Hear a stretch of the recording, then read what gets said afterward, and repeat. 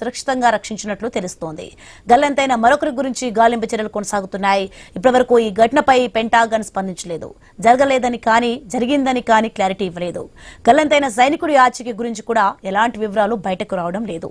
అటు హర్మూజ్ సమీపంలో A-10 వార్దగ్ fighter jet ను ఇరాన్ కూల్చేసింది. జెట్ శిథిలాలు కువైట్ లో పడిపోయాయి. పైలట్ సురక్షితంగా బయటపడ్డారు. అయితే ఈ రెండు ఘటనలు ఒకేసారి జరగడం అమెరికాకు పెద్ద షాక్ అంటున్నారు విశ్లేషకులు. ఇక గల్లంతైన పైలట్ కోసం 2 బ్లాక్ హాక్ హెలికాప్టర్లు గాలింపు చేపట్టాయి. బ్లాక్ హాట్లపై కూడా ఇరాన్ దాడి చేసినట్టు తెలుస్తోంది. వెంటనే అలర్ట్ అయిన పైలట్ల హెలికాప్టర్లను ఇరాన్ ఎయిర్ స్పేస్ నుంచి బయటపడడంతో ఊపిరి పీల్చుకున్నారు.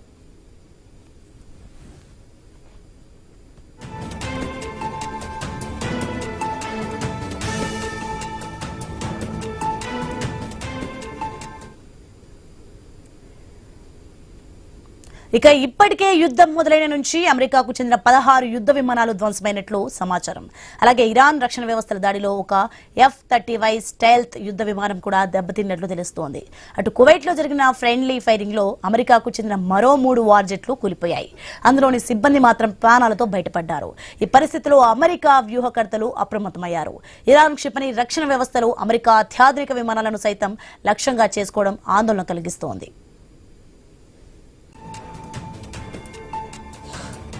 ఇక ఈ వరుస ఘటనలతో ఇరాన్ తో జరుగుతున్న ప్రస్తుత సంఘర్షణ అమెరికాకు సైనిక పరంగా కాకుండా వ్యూహాత్మకంగా మానసికంగా ఒత్తిడి పెంచుతోందని విశ్లేషణల అంచనా.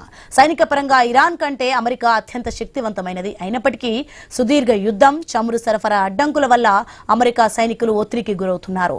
దీంతో పాటు ఆశించిన ఫలితాలు త్వరగా రాకపోవడం వల్ల అమెరికా వ్యూహాలు చర్చనీయాంశమవుతున్నాయి.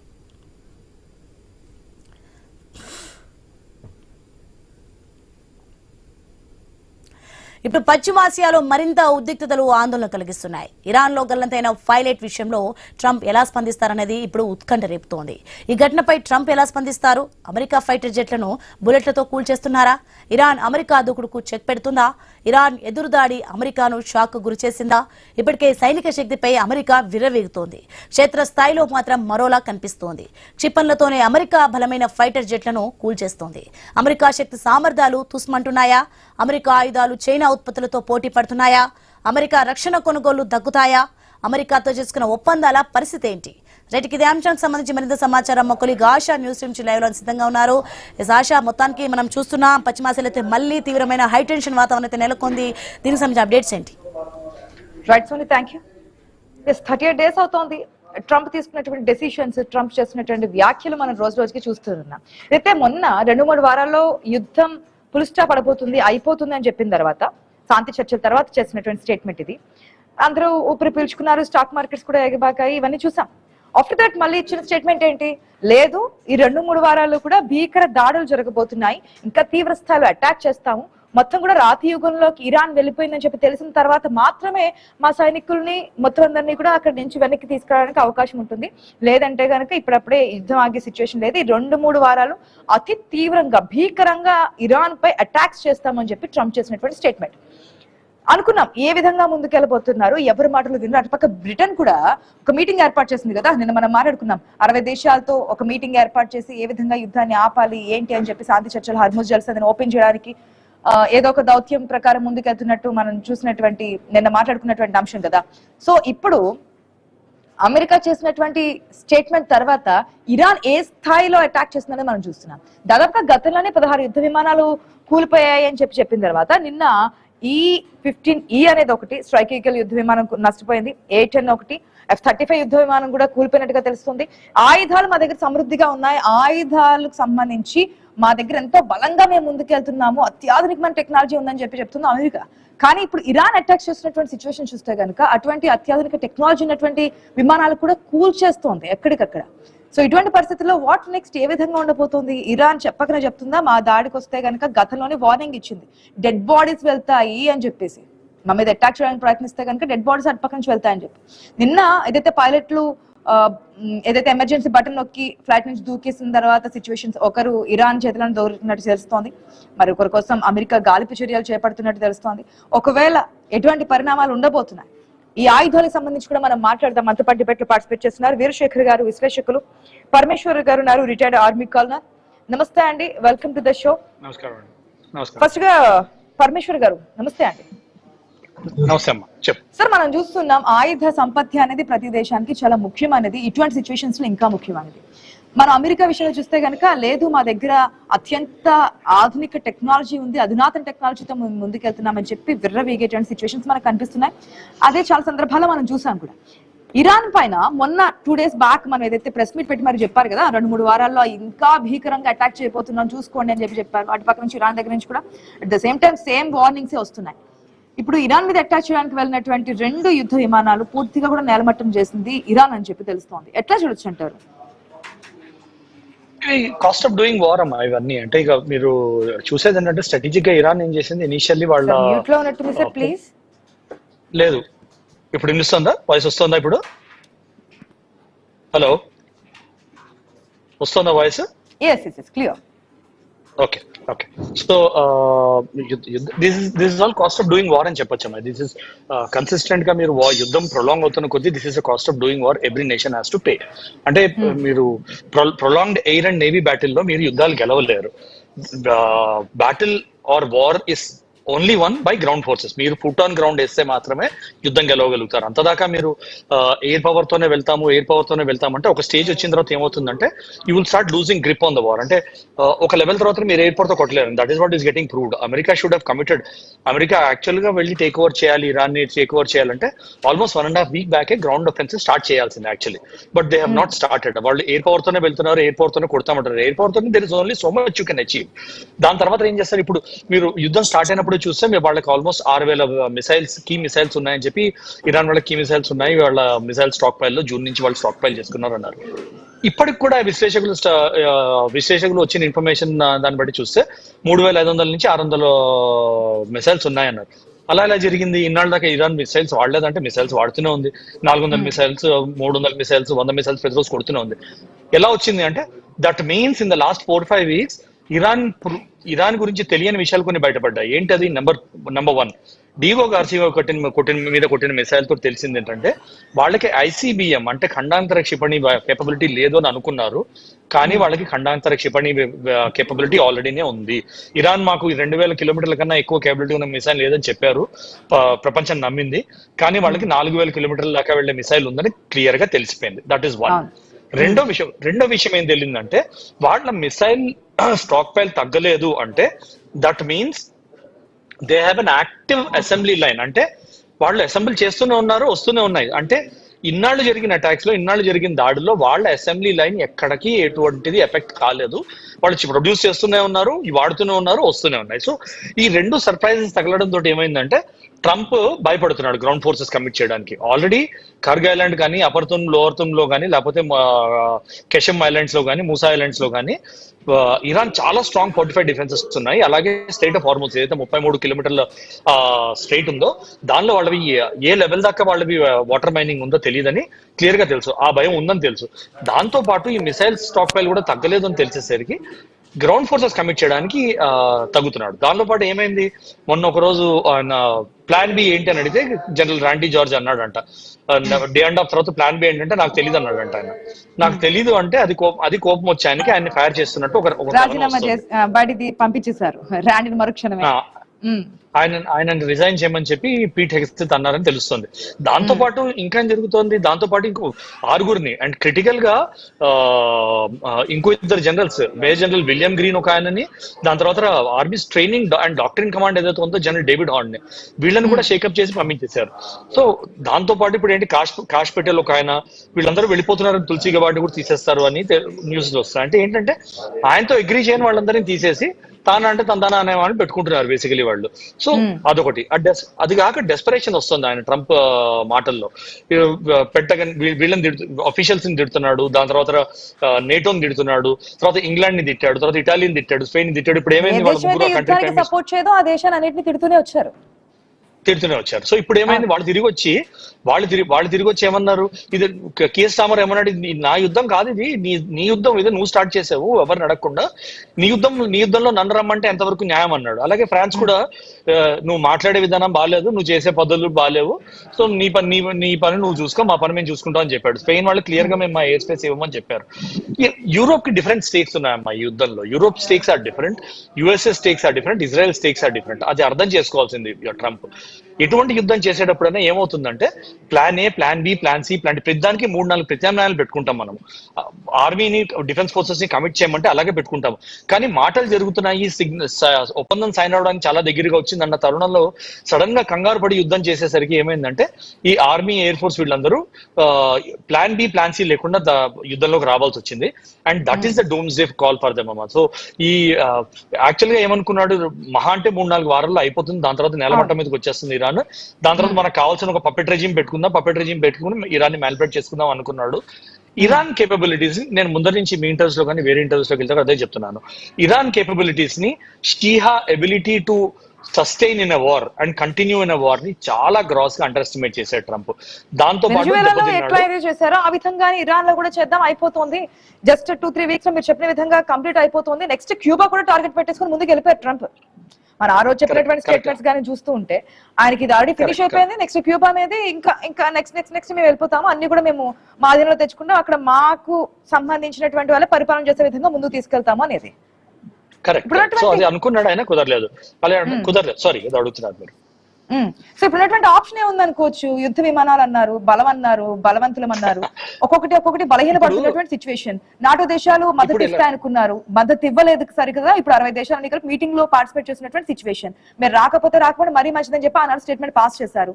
ఏ విధంగా ముందుకెళ్తా అని చెప్తున్నారు. ఇప్పుడున్నటువంటి ఆప్షన్స్ ఏంటి? ఇంకా ట్రంప్ వద్ద యూటర్న్ తీసుకోవడానికి, లేదంటే యుద్ధాన్ని ఆపడానికి చర్చలు ఇవి ఏదో మాట్లాడారు కదా గతంలో, మళ్ళీ ఏమైనా తెర మీద తీసుకొచ్చే ఛాన్సెస్? 2-3 ఇవి ఉన్నాయమ్మా, జరుగుతున్నాయి ఆల్రెడీ. మీరు చూస్తే లాస్ట్ 2 వీక్స్ నుంచి ఆయన ఏమంటున్నాడు, నేను 2 సెకండ్ల యుద్ధం ఆపగలను అంటాడు. ఆల్రెడీ మాటలు జరుగుతున్నాయి అంటాడు. మాటలు జరుగుతున్నాయి అంటే పెజెష్కియాన్ లేడు అక్కడ, వాళ్ళ ఫారెన్ మినిస్టర్ తోటి, పవర్ లో ఉన్న వాళ్ళు ఎవరితోటి మాటలు జరగట్లేదు. మాటలు జరుగుతున్నాయి, ఇరాన్ కూడా ఒప్పుకుంది, యూఎస్ఏ కూడా ఒప్పుకుంది. ఎవరితో మాట్లాడుతున్నారు, ఎవరు మధ్యవర్తిగా మాట్లాడుతున్నారు అనేది చెప్పలేదు.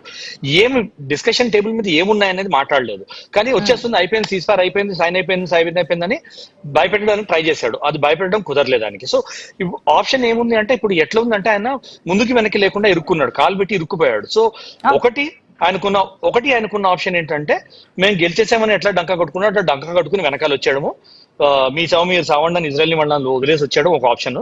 దాంతో ఆయనకి పరుగు పోతుంది. రెండోది యుద్ధంలో కంటిన్యూ అవడం. యుద్ధంలో కంటిన్యూ అయితే మాత్రం ఆయన he has to commit forces on ground. ఆయన ఫోర్సెస్ ఆన్ గ్రౌండ్ కమిట్ చేశాడంటే 5,000-10,000తో కుదరదు. 40,000-50,000 మందిని మెరైన్స్ ని, వేరే ఫోర్సెస్ ని పెట్టాలి. కానీ ఫోర్సెస్ ని పెట్టారంటే ఇరాన్ లో వెళ్ళి ఆయనకి బెనిఫిట్ ఉండదు. ఇరాన్ లో వాళ్ళకి ఏం లేదు. 90% ఆఫ్ ఇరాన్స్ న్యాచురల్ వనరులు ఏవైతే ఉన్నాయో అవన్నీ కర్గ్ ఐలాండ్స్ లోనే ఉన్నాయి. ఆ కర్గ్ ఐలాండ్స్ దింపాలి అంటే 45 డిఫెన్సెస్ ఉన్నాయి. 45 డిఫెన్సెస్ అంటే మీరు సీ నుంచి కానీ ఎయిర్ నుంచి కానీ అలాంటి 45 డిఫెన్సెస్ తిరుగుతున్నప్పుడు ఏమవుతుందంటే 1కి 10 మంది ట్రూప్స్ వెళ్ళాలి. 1కి 10 మంది ట్రూప్స్ వెళ్ళినప్పుడు మీకు 20-30% దాకా నష్టాలు జరుగుతాయి, ప్రాణ నష్టాలు జరుగుతాయి. అంటే మీరు 10,000 మందిని పెట్టారనుకోండి, 22,000 మందిని కోల్పోవడానికి మీరు రెడీగా ఉన్నారా? ఆ క్వశ్చన్ ఆయన ఆన్సర్ చేసుకోవాలి. ఆ క్వశ్చన్ ఆన్సర్ చేసుకుని యుద్ధానికి దిగాలి. కానీ ఇంకా ఎయిర్ పవర్ తోటి, నేవీ పవర్ తోటి వాళ్ళు కంటిన్యూ చేసే తరుణంలో లేరు. At any point of time ceasefire అయినా మాట్లాడాలి, వాళ్ళ టర్మ్స్ ఒప్పుకుని సీజ్ఫైర్ అయినా మాట్లాడాలి, లేదంటే you have to commit troops అనుకోండి. రెండు కాకపోతే మాత్రం మూడో తరుణం ఆయనకి లేదు. ఓకే, వీరశేఖర్ గారు నమస్తే అండి.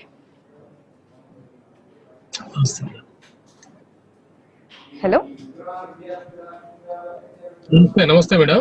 ఎస్ శేఖర్ గారు, మొదటి నుంచి మనం మాట్లాడుతూ ఉన్నాము ఈ స్టెప్స్ గురించి, డెసిషన్స్ గురించి, కామెంట్స్ గురించి, ఎప్పుడు ఏ విధంగా మాట్లాడతారో అన్ని విషయాల గురించి ఏ రోజుకి ఆ రోజు ఈ 37-38 డేస్ నుంచి ప్రతిరోజు మనం క్లియర్ కట్ గా మాట్లాడుతూ ఉన్నాము. ఏ విధంగా ముందుకు వెళ్ళబోతున్నారు, టర్న్స్ ఎక్కడ, లేదంటే కనుక ఎక్కడ ఆయన వెనక్కి వెళ్ళడానికి ప్రయత్నాలు చేస్తున్నారు, మళ్ళీ ఏ విధంగా దాడులు చేస్తున్నారు అనేది. ఇప్పుడున్నటువంటి సిచ్యువేషన్ ఏ విధంగా అనుకోవచ్చు? అటు ఫైటర్ జెట్ ను కూడా కోల్పోతున్నారు, మా బలం అని చెప్పారు, అత్యాధునిక టెక్నాలజీ అన్నారు, ఆయుధాలను కోల్పోతున్నటువంటి సిచ్యువేషన్, సైన్యాన్ని కోల్పోతున్నటువంటి సిచ్యువేషన్, అధికారులు రాజీనామా చేయించి పంపించేస్తున్నారు, లేదంటే కనుక కొంతమంది అధికారులు స్వతహాగానే వెళ్ళిపోతున్నటువంటి సిచ్యువేషన్స్ కూడా కనిపిస్తున్నాయి. ఇరాన్ మాత్రం చాలా బలంగా, అనుకున్న దానికన్నా కూడా చాలా స్ట్రాంగ్ గా ఫైట్ చేస్తున్నటువంటి సందర్భాలు మనకు కనిపిస్తున్నాయి. ఎట్లా చూడొచ్చు?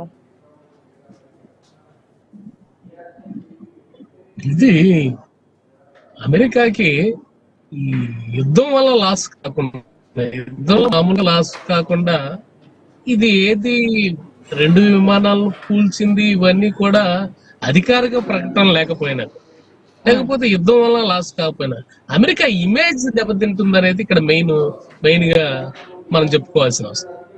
అమెరికా ఇమేజ్ ఎలా ఉంటుంది అంటే ప్రపంచ దేశాలకి అమెరికా అజేయం. అమెరికా దగ్గర ఉన్న ఆయుధ సంపత్తి ప్రపంచం మొత్తాన్ని సర్వనాశనం చేయగలిగేది.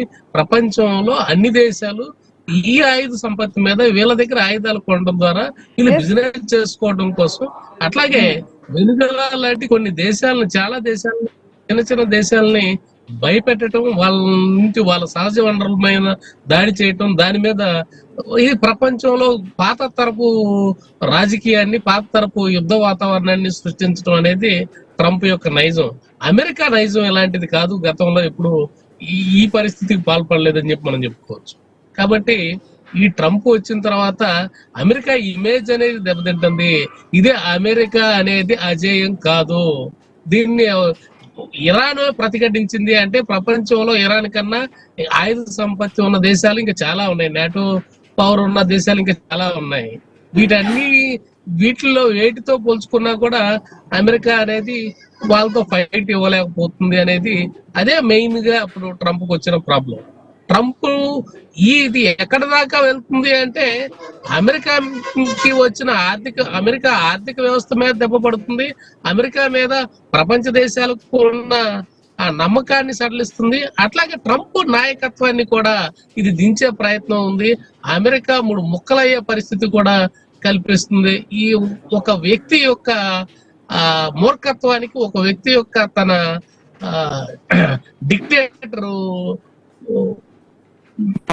ఇది ఆ ప్రపంచాల్లో అగ్రమిగా పెద్దనైగా ఉన్న అమెరికా లాంటి దేశం చాలా చిన్నపోయి చూపిస్తుంది, చిన్నపోతుంది అని చెప్పి మనం చెప్పుకోవచ్చు. వారిలో నష్టం కన్నా యుద్ధంలో యుద్ధ విమానాలు, ఆర్థిక నష్టం, విమానాలు, సైనికులు నష్టం కన్నా అమెరికాకున్న ప్రపంచ దేశాల్లో ఉన్న ఇమేజ్ నష్టపోవడం అనేది చాలా దారుణంగా పడిపోయిందని చెప్పి మనకి ఈ విషయాల ద్వారా స్పష్టమవుతుంది. కానీ అధికారికంగా ఇది రాకపోయినప్పటికీ ఖచ్చితంగా ఇది అదే వాతావరణాన్ని సూచిస్తుంది. ట్రంప్ ఎన్నిసార్లు చెప్పినా, ఏం చెప్పినా పూర్తిగా దిగిపోయే వరకు కూడా, పూర్తిగా తను బయటకు నెట్టి, వైట్ హౌస్ నుంచి బయటకు నెట్టే వరకు కూడా లేదు నేనే విజయం సాధించాను, నేను తలుచుకుంటే ఏదో చేస్తానని ఇలాంటి మాటలే చెబుతాను. ఎందుకంటే మూర్ఖుడు తన పరిస్థితి అలాగే ఉంటుంది. అతను మూర్ఖుడు, అతనికి అర్థం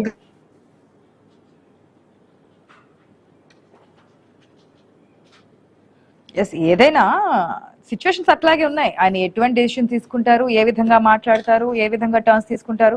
ఒక పక్క మిత్రుడు అంటారు, మరో పక్క శత్రువులు అంటారు, అటాక్ చేస్తుంటారు. ఇవన్నీ మన దేశానికి సంబంధించి కూడా మనం చూసాం. ఇంక్లూడింగ్ టారిఫ్స్ విషయంలో కూడా రష్యా నుంచి కొనుగోలు చేయొద్దంటారు, మళ్ళీ హార్ముజ్ జలసంధి దగ్గర ఉంది కాబట్టి అక్కడ వరకు కొనుగోలు చేయండి అంటారు. ఏదైనా మాట్లాడతారు. దానికి ఎవరైనా ఒకరు ఉన్నారు, ఏదైనా మాట్లాడగల శక్తి సామర్థ్యాలు ఉన్నాయి, చెల్లుబాటు చేసుకునేది ఉన్నదంటే అది ట్రంప్ ఒక్కరే. ఈ రోజు వాస్తవం అనేది రేపు అబద్ధం అంటారు, ఈ రోజు అబద్ధం అనేది రేపు నిజం అంటారు. ప్రపంచానికి ఈ దేశాలని తను ఎవరినైతే టార్గెట్ చేస్తాడో వాళ్ళని ఒక బూచిలా చూపించి వీళ్ళు ప్రపంచ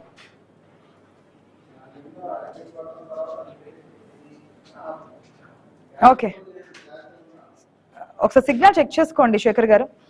పరమేశ్వర్ గారు, యుద్ధం అనేది స్టార్ట్ చేసిన తర్వాత శాంతి చర్చలు ఉండవు, లేదంటే కనుక అంతా అయిపోయింది, ఎయిర్ ఫోర్స్ అయిపోయింది, నేవీ అయిపోయింది, అంతా కూడా కూల్చేసాము, నెక్స్ట్ ఇంకెందుకు చర్చలు జరపాలి? ఆల్రెడీ ఎండ్ పాయింట్ దగ్గరగా ఉన్నప్పుడు, అంటే శత్రువు ఇరాన్ అనేది ఇంకా ఎండ్ అయిపోతున్నాడు, మేము ఎందుకు శాంతి చర్చలు జరపాలి? ఒకవేళ చర్చలు ఉన్నా సరే సీజ్ ఫైర్ అయితే అవకాశం ఉండదు, ఎట్టి పరిస్థితుల్లో చేస్తామని చెప్పి గతంలోనే ట్రంప్ అనేక సందర్భాల్లో మాట్లాడిన సందర్భాలు. మరి శాంతి చర్చలు అన్నారు, మాట్లాడామన్నారు, ఇరాన్ దీనికి సంబంధించి మాట్లాడింది. ఇప్పుడు ఇంతకుముందు శేఖర్ గారు చెప్పిన విధంగా ఒక్కొక్క ఆయుధాన్ని కోల్పోతున్నప్పుడు ఏ విధంగా చూడాలి? శక్తివంతమైన ఆయుధాలని చెప్పారు, ఇప్పుడు మిగతా దేశాలకి బూచి కింద చూపించేటువంటి ఆయుధాలు తుస్సుమంటున్నాయా, లేదు చిన్న చిన్న దేశాలు అటాక్ చేస్తున్నా సరే కుప్పకూలుతున్నటువంటి సందర్భాలు ఎట్లా చూడాలంటారు? సో ఫస్ట్ ఆఫ్ ఆల్ చిన్న దేశం ఏం కాదు ఇరాన్ పవర్ ప్రపంచానికి తెలిసిందే. అమెరికా ట్రంప్ లెక్కలో ఆయన అండర్ ఎస్టిమేట్ చేశాడు ఇరాన్ ని. ఇజ్రాయెల్ ఎప్పుడు చెప్తూనే ఉంది, ఇప్పుడు కూడా ఇజ్రాయెల్ వాళ్ళ ఫీట్ ఆన్ గ్రౌండ్ పెట్టడానికి కమిట్ అవ్వట్లేదు.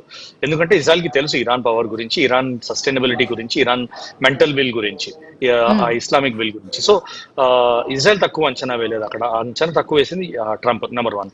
నెంబర్ 2 ఒకటి మనం నెంబర్ 2 మనం అనుకోవాల్సింది, నేను అనుకోవడం అమెరికా కూడా కాదండి ట్రంప్. ఎందుకంటే ఆయన మాట్లాడే వాళ్ళందరూ పక్కకు తీసేస్తున్నాడు, పక్కకు తీసుకుంటూ వచ్చేసాడు. అంటే ఆయన అడ్వైజర్స్ కరెక్ట్ అడ్వైజ్ ఇచ్చారు కానీ ఆయన అనేది వెళ్ళలేదు. ఆయనకి తానా అంటే తందానా అనేవాళ్ళు వాళ్ళందరూ ఆయన్ని తప్పుదారి పట్టించారని నాకు అనిపిస్తుంది. ఆయన ఈగోలో సరే చేద్దామని వచ్చినట్టు అనిపిస్తుంది. నెంబర్ 1. నెంబర్ 2 ఏంటంటే ఆయన డైవర్ట్ చేయడానికి చేశాడు అన్న కథనాలు ఇప్పుడు కరెక్టే అని నమ్మాల్సి వస్తుంది. ఒకటి Epstein files, 2 judgement on tariff. ఈ రెండింటి నుంచి డైవర్ట్ చేద్దామని, మనీ జనరేట్ చేద్దామని, వెపన్స్ మార్కెట్ లో మనీ జనరేట్ చేద్దామని. 3వది బిజినెస్ మ్యాన్ ఆయన లాస్ట్ టైం ఈ సీజ్ ఫైర్ గురించి అనౌన్స్ చేసినప్పుడు ఏమైంది, 15 నిమిషాల ముందర $580 మిలియన్ వెపన్స్ మార్కెట్ లో 580 మిలియన్ డాలర్లు ఇన్వెస్ట్ అయింది. వాళ్ళందరూ గెయిన్ అయ్యారు. అలాగే లాక్హీడ్ మార్టిన్, రోల్స్ రాయ్స్, వీటిలో మేజర్ ఇంజన్ మేకింగ్ కంపెనీస్, వీటికి 30% షేర్స్ పెరిగాయి. అలాగే పీట్ హెగ్సిత్ ఇంకో కథనంలో ఏముందంటే Pete Hegseth millions and millions of dollars దానిలో వెపన్స్ మార్కెట్ లో ఇన్వెస్ట్ చేశాడంట. ఆ వెపన్స్ మార్కెట్ లో ఇన్వెస్ట్ చేసింది తీసుకురావడానికి, వెపన్స్ అమ్మడానికి చేశాడంటున్నారు. Number 2. Third, invincibility of American weapons and weapon systems. F-35 ఎంతో గట్టిగా అమ్మాలని ట్రై చేశారు ఇండియాకి.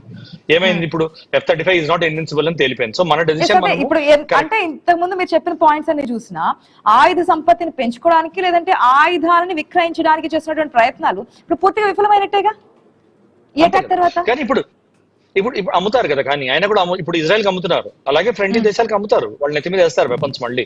సో వెళ్ళి టేక్ ఓవర్ చేసేది ప్రపంచం అంతట్లో వాళ్ళు చేసిన యుద్ధాలు మీరు చూసారంటే ఇరాక్ లో అన్నారు, కువైట్ లో అన్నారు. ఏం చేశారు, వాళ్ళకి హెల్ప్ చేస్తున్నాం అన్నారు. దాని తర్వాత 2 విషయాలు వాళ్ళు చేస్తారు అక్కడ. ఒకటి, ఎయిడ్ వర్కర్స్ అని పంపిస్తారు, కన్వర్షన్ ర్యాకెట్ నడిపిస్తారు. 2, సపోర్ట్ వర్కర్స్ అని పంపిస్తారు. సపోర్ట్ కోసం అని వాళ్ళ కంపెనీలు పంపించి వాళ్ళ ఇండస్ట్రీస్ ఎస్టాబ్లిష్ చేసుకుని వాళ్ళ ఫైనాన్షియల్ క్యాపిటల్స్ చేసుకుంటారు. ఈ 2 చేస్తారు. అండ్ ఆయిల్ ఫీల్డ్స్ డామినేట్ చేస్తారు. అప్పులు ఆ దేశాన్ని దింపుతారు. కంటిన్యూస్ గా కువైట్ ని ఇప్పుడు ఇరాక్ ని ఎట్లా చెప్పుదేతల్లో ఉంచుకున్నాయో అలా ఇరాన్ కూడా చేద్దామని ట్రై చేస్తున్నారు. అది కుదరట్లేదనే వాళ్ళ బాధ. ఇప్పుడు నాకు ఆయిల్ అవసరం లేదన్నాడు. నీకు ఆయిల్ అవసరం లేదంటే నువ్వు హార్మూజ్ మీదకి ఎందుకు వెళ్తానని భయపెడుతున్నావు నువ్వు? మరి నీకు ఆయిల్ అవసరం లేకపోతే హార్మూజ్ మీదకి వెళ్తానంటున్నావు కదా, ఎందుకంటే నీకు తెలుసు 90% ఆఫ్ ఆయిల్ వెల్త్ ఇరాన్ అక్కడే ఉందని నీకు తెలుసు బాగా. ఇరాన్ ఆయిల్ డంప్ అంతా అక్కడే ఉందని నీకు బాగా తెలుసు. అందుకే అక్కడికి వెళ్తానంటున్నావు కదా నువ్వు. సో నీకు ఆయిల్ అవసరం లేకపోతే వెనిజులాకి ఎందుకు వెళ్ళావు నువ్వు? వెనిజులా ఆయిల్ తీసుకెళ్లి దగ్గర పెట్టుకున్నావు కదా నువ్వు. వెనిజులా డ్రగ్ మార్కెట్ అన్నావు. డ్రగ్ మార్కెట్ ఏం చేసావు ఇవాళ దాకా? వెనిజులా టేక్ ఓవర్ చేశాక ఏమి చేయలే కదా ఇవాళ దాకా. ఆయిల్ ని పట్టుకున్నావు, ఆయిల్ అమ్ముకుంటున్నావు నువ్వు, అంతకన్నా ఏం చేయట్లేదు నువ్వు Venezuela. So the intention is clear. $1 survival కోసం చేశాడు. $1 ఇప్పుడు వెనిజులా ఏమంది, మేము $1 కాదు వేరే డాలర్స్ లో డీల్ చేస్తామంది. అలాగే ఇరాన్ ఏమంది, మేము యువాన్ లో కానీ, రూపీలో కానీ, లేకపోతే క్రోనర్ లో కానీ, దేనిలో కానీ డీల్ చేస్తాం, $1 సో చెయ్యమన్నప్పుడు భయం వేసింది ఆయనకి, $1 వాల్యూ తగ్గిపోతుంది. అందుకని ఆయన ఏం చేశాడు, చేయకుండా అటాక్ చేశాడు దేశాలని. అంతకన్నా ఏం లేదు ఆయన చేసింది. క్లియర్ గా అండర్స్టాండింగ్ ఉన్నది. కొంచెమైనా కూడా మైక్రో ఎకనామిక్స్ మీద ఒపీనియన్ తెలిసిన వాళ్ళు క్లియర్ గా ఒప్పుకుంటారు ఇదే ఒపీనియన్ అని. సో ఇప్పుడు మనం చూడాల్సింది ఏంటంటే, ఇక సీజ్ ఫైర్ ఎందుకు అంటే శాంతియుత దేశంగా చూపించుకోవాలి కదా. మేము చేసిన ఆబ్జెక్టివ్స్ మేము అచీవ్ చేసేసాము. ఇప్పుడు సీజ్ ఫైర్ మేము పీస్ కోరుకునే దేశం కాబట్టి, నేను పీస్ కోరుకునే ప్రెసిడెంట్ కాబట్టి ఇప్పుడు సీజ్ ఫైర్ చేసి ఇరాన్ కి అనుకూలంగా ఉండే ఒక రాజును, ఒక రూలర్ ను పెట్టి వాళ్ళకి హెల్ప్ చేస్తాము, వాళ్ళని రీకన్స్ట్రక్ట్ చేసుకోవడానికి చూపించుకోవడానికి సీజ్ ఫైర్ చేయాలి. గెలిచాక మా టర్మ్స్ లో నేను సీజ్ ఫైర్ అనౌన్స్ చేసామని చెప్పాలి కదా. అది చేయడానికి సీజ్ ఫైర్ అంటున్నారు. కానీ ఇక్కడ యుద్ధం క్లియర్ గా స్టేల్మెంట్ కి వచ్చిందని if you ask me, it is a victory for neither sides అమ్మా. యుఎస్ఏ గెలవలేదు, it's a loss for USA, it's a loss for Iran. అంటే మీరు పెద్ద దేశం చిన్న దేశం టర్మినాలజీలో చూడాలంటే ఇరాన్ ఓడిపోయింది యుద్ధం, ఎందుకంటే ఇరాన్ బాగా దెబ్బతింది. కానీ యుఎస్ఏ గెలిచిందా? నో, యుఎస్ఏ కూడా గెలవలేదు. సో యుఎస్ఏ కూడా ఓడిపోయింది. It's called Pyrrhic victory. Pyrrhic victory అని ఇంగ్లీష్ లో అంటే ఏంటంటే, ఒక victory for which you paid extreme cost. భరించలేనంత కాస్ట్ కట్టావు కాబట్టి ఇటు నీకు విక్టరీ కాదు, అటు వాడికి విక్టరీ కాదు. ఎటువైపు విక్టరీ లేని తరుణంలోకి వచ్చి నిల్చున్నాం యుద్ధంలో మనం ఇప్పుడు కరెక్ట్ గా. ఓకే, శేఖర్ గారు ఫైనల్ గా ఏం చెప్తారు? అంటే ట్రంప్ తీసుకున్న డెసిషన్ ఇంకా మిగిలింది ఏంటి?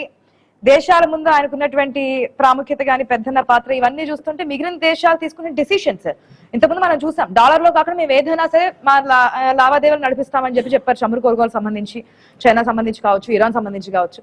ఇవన్నీ ఒకదాని తర్వాత ఒకటి ఏదైతే మిత్ర దేశాలను కూడా సైడ్ అవ్వడం, ఇప్పటి వరకు నోరు తెరినటువంటి దేశాలు కూడా మేము కాదని చెప్పడం, నాటో దేశాల నుంచి ఆన్సర్ వస్తుందని చెప్పి ట్రంప్ ఊహించుండరు. చెప్పిన తర్వాత ఏంటి, సరే మీరు రాకపోవడం మాకు మంచిది అని చెప్పి ఒక స్టేట్మెంట్ పాస్ చేశారు. ఆ తర్వాత మేము అటాక్ చేస్తామని చెప్పారు. సో ఇవన్నీ చూసిన తర్వాత ఎంతో కొంత ఆయన తీసుకున్నటువంటి డెసిషన్ బూమరాంగ్ అయిందని అనుకోవచ్చా? ఇంకున్నటువంటి స్టెప్స్ ఏంటి? బూమరాంగ్ అయిందనేది స్పష్టంగా తెలుస్తుంది. కానీ ఆయన ఒప్పుకునే పరిస్థితి, ట్రంప్ అనేది తన నాయకత్వాన్ని నిలబెట్టుకోవడం కోసం, తను నాయకుడు ఇతర దేశాలన్నింటినీ తన చెప్పు చేతుల్లో ఉంచుకొని వాళ్ళ యొక్క సహజ వనరులను కూడా దోచుకునే ప్రయత్నం, దానివల్ల నా దేశానికి లబ్ధి చేకూరుస్తున్నాను కాబట్టి నా దేశ ప్రజలు, నా దేశ మొత్తం నాకు లోబడి ఉండాలనే ఉద్దేశంతో వారిలోకి దిగారు. తర్వాత ఇక్కడ తెలిసిందేంటి, ప్రపంచంలో ఏ దేశాన్ని కూడా ఎవరు నియంత్రించే యుద్ధం ద్వారా నియంత్రించే పరిస్థితి, కల్నల్ గారు చెప్పినట్టు గ్రౌండ్ లోకి వెళ్తే తప్పితే ఫైర్లు ఆకాశంలో ఉండి వాళ్ళని నియంత్రించలేము. ఆకాశం నుంచి ఎవరిని కంట్రోల్లోకి, ఏ దేశాన్ని కంట్రోల్లోకి తీసుకోలేని పరిస్థితి కనిపిస్తుంది.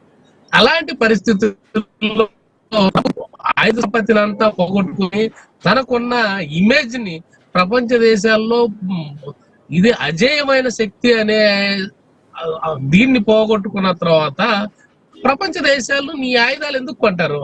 ట్రంప్ అది కదా చూపించుకోవాల్సింది, తన ఆయుధాలను అమ్ముకోవచ్చు, ప్లస్ అట్లాగే ఈ సహజ వనరుల్ని తను అమ్ముకోవచ్చు ప్రత్యామ్నాయంగా. ఇప్పుడు ఇరాన్ కు బదులుగా ప్రత్యామ్నాయంగా నా దగ్గర నుంచి కొనండి అనే పరిస్థితి తీసుకొచ్చే పరిస్థితి. ఈ హార్మోన్స్ ని ఓపెన్ చేయించాను, ప్రపంచం పన్ను కట్టకుండా మనం ఇక్కడి నుంచి డాలర్లో ఈ టర్న్ ఓవర్ జరిగినట్లయితే మనకు వస్తుందని తన దేశానికి ఆపాదించి బిజినెస్ మ్యాన్ మైండ్ అనేది ఎంతమంది దెబ్బ కొట్టింది అనుకోవచ్చు. ఒక అధ్యక్షుడిగా కాకుండా అది కూడా అగ్రదేశ అధ్యక్షుడు పెద్దన్నగా భావించేటువంటి నిర్ణయాలు కాకుండా ఒక బిజినెస్ మ్యాన్ గా తీసుకునేటువంటి డెసిషన్స్ అనేవి ఆ దేశానికే కాదు ప్రపంచ దేశాలు కూడా ఎంత ఎఫెక్ట్ అయిందో మనం చూస్తున్నాం. ఇప్పటికైనా స్టిల్ నౌ ఏది కంప్లీట్ అవుతుందని చెప్తున్నారు కాబట్టి ఇరాన్ చేసినటువంటి అటాక్స్ చూసైనా వెనుదిరిగే అవకాశం ఉందేమో, వెయిట్ చేసి చూద్దాం. ఏ నిర్ణయం తీసుకుంటారో, ఎప్పుడు ఏ విధంగా మాట్లాడతారో ఎవరికి తెలియదు. కాబట్టి ఈ యుద్ధ విమానాలు కోల్పోతూ ప్రపంచ దేశాల ముందు ఆయుధ సంపత్తి లేదంటే కనుక ఆయుధ సామర్థ్యం గురించి ఒక నెగిటివిటీ కానీ లేదంటే కనుక సామర్థ్యం తగ్గుతున్నటువంటి సందర్భాల్లో ఎటువంటి నిర్ణయం తీసుకోబోతున్నారు, ఇంకా ఏ విధమైన కామెంట్స్ చేయబోతున్నారు కూడా రాబోయే రోజుల్లో, లేదంటే కనుక ఈవినింగ్ కల్లా మళ్ళీ ప్రెస్ మీట్ పెట్టే ఛాన్స్ కూడా కనిపిస్తోంది. చూద్దాం, వెయిట్ అండ్ సీ ఏం జరగబోతుందో, ఏం చేస్తారనేది. Thank you so much Parameshwar garu, Shekhar garu, debate లో పార్టిసిపేట్ చేసినందుకు. ఇది వాటి question. Keep watching I news. నమస్తే.